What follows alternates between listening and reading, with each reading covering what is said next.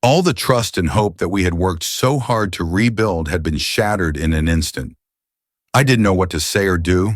I just stood there, frozen in shock and disbelief. Finally, I turned and walked out of the room. I didn't know where I was going, but I needed to get away. I drove for hours, not knowing where I was going or what I was going to do. I felt lost and alone, and I didn't know how I was going to face my wife and daughter again. Eventually, I pulled over to the side of the road and got out of the car. I stood there for a long time, staring out at the horizon. I left home for a month to deal with the pain of my broken trust. Every day felt like forever, filled with the aching pain of being betrayed and the silence of my wife's unanswered calls. Nights were even harder. I kept thinking about the good times we had, and I felt so unsure about what to do next. It felt like I was suffocating. I went to places that reminded me of our happy times, but it only made me feel worse. Everything seemed dull and lifeless, just like I felt inside. I tried to forget the pain by drinking a lot, but it didn't help. In the middle of all this sadness, I never stopped loving my family. I kept seeing my wife and daughter's happy faces in my mind. All the good we'd been through together felt more important than the betrayal. Suddenly, I knew what I had to do. I had to go home, not because I thought everything would be okay right away, but because I was determined to face the situation head on. As I pulled into the driveway, my stomach tightened up. Our house, once a place of comfort and laughter, now felt tense and scary. When I opened the door, I saw her. Her eyes showed all the confusion and worry she was feeling. She wanted to say something, maybe apologize, but neither of us spoke. But in that silence, I knew what I was going to do. I looked into her eyes and saw the fear and uncertainty. She was waiting for me to tell her that I was leaving her, but I didn't say anything. I just took her in my arms and held her. We stood there for a long time, holding each other. I didn't know what the future held, but I knew that I was going to face it with my wife by my side. That winter, I had to go on a business trip for 3 months. The biting cold of winter seemed to seep into my soul, making me miss my little family even more. Darkness enveloped the house when I returned, giving me a creepy, scared feeling. The scene before my eyes was like a reenactment of the horrific memory from that year. The haunting fear of my wife's betrayal came flooding back, making me panic and choke up. I called out to my wife and daughter, but there was no answer. The house was shrouded in darkness, eerily silent, with heavy steps that felt like they were carrying the weight of the world. I walked up the stairs, taking a deep breath. I slowly opened the bedroom door, and the sight that greeted me made me choke up with emotion. My wife and daughter were sleeping soundly on the bed, their faces serene and peaceful.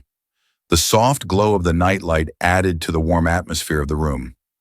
The road to forgiveness is long and challenging, but it is possible.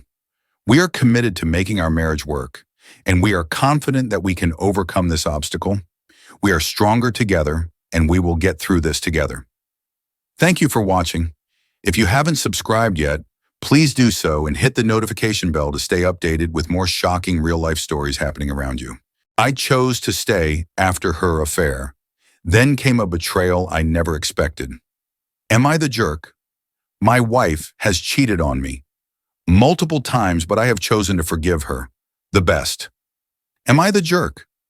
My wife has cheated on me multiple times, but I have chosen to forgive her. After many years together, my wife wants to leave. She doesn't love me anymore and wants a fresh start with someone else, someone she thinks will be a better husband. She wants me to move out of our house, the one we built together for over 10 years, which includes raising our 8-year-old child. We've been married for 10 years and have a sweet, well-behaved 8-year-old daughter. Everything felt great, good job, happy family, until I found out my wife was seeing someone else. I was struggling with depression for a while and couldn't give her the love and attention she needed. This made her feel lonely, and she found comfort with someone else. It hurt a lot to realize I wasn't enough, especially when I was trying to get better in therapy. When we finally talked things out, it was a big fight. I was crying in church when her calls kept coming in, like constant reminders of the broken trust. At first, she denied everything, but the evidence on her phone was clear. There was no way around the truth, and it felt like our chance to fix things together was gone. Then she finally admitted she was wrong. She cried and promised to end the affair and work on our marriage. I wanted to believe her, but it's hard to trust someone who betrayed you. A few weeks later, I suspected she was still seeing him, and my phone check confirmed it. My hope for a happy marriage disappeared. I was angry and disappointed. I packed my bags, ready to leave. But when I confronted her, she fell apart crying and even got sick. Seeing her like that, I couldn't leave. I wish I had walked away angry instead of feeling sorry for her. Nights later, I had a tough choice to make. Our 8-year-old daughter weighed heavily on my mind. Because of her, I decided to forgive my wife. It felt risky, but I hoped it would fix our broken marriage. It wasn't easy. I was still angry about the betrayal, which broke our trust, but seeing my innocent daughter caught in the middle made me sad. She deserved a happy home with loving parents, even if it meant I had to put my feelings aside for a while. Forgiving my wife doesn't mean I approve of what she did. It was a careful decision I made for our daughter's future. I know she hurt me, but I hope we can heal and make things better. The future is uncertain, and there could be problems we haven't thought of, but by forgiving her, I'm trying to make things work again. I really hope it's the right decision and that our family can finally find peace and happiness.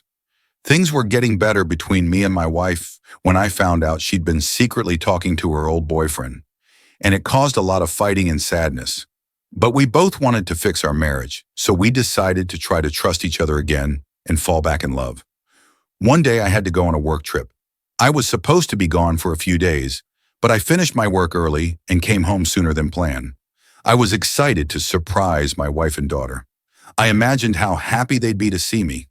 I couldn't wait to be back home with my family.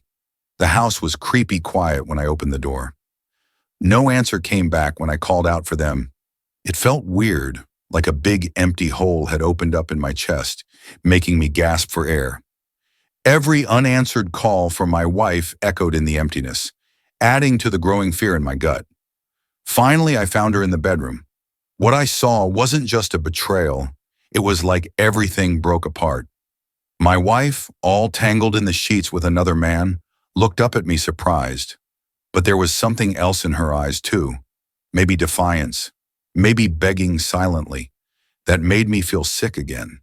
The air itself seemed to crackle with tension.